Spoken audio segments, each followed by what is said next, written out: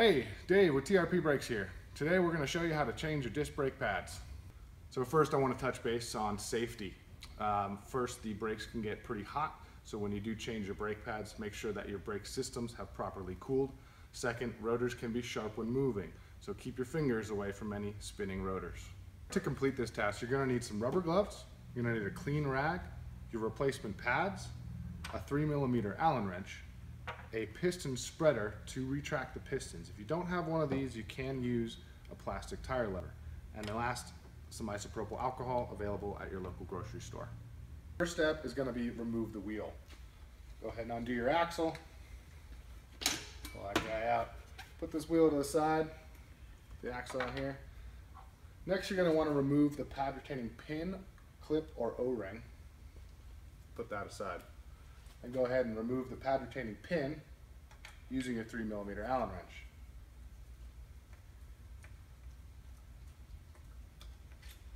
Again, put that aside.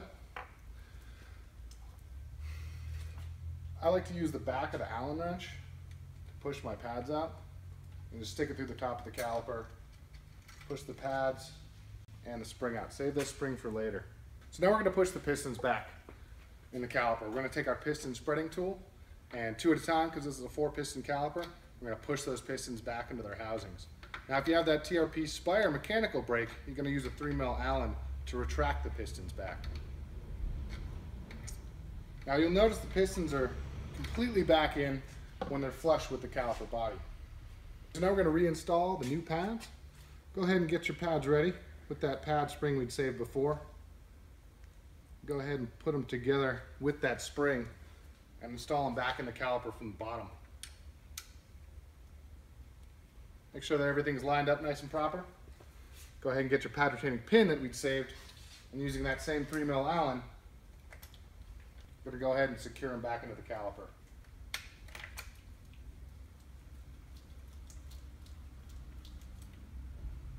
All right, from there, before we reinstall the wheel, we're going to make sure that that rotor is nice and clean. So using that isopropyl alcohol and that clean rag that we had before, we're going to make sure that we thoroughly clean this rotor on both sides. You might want to do a couple sweeps just in case.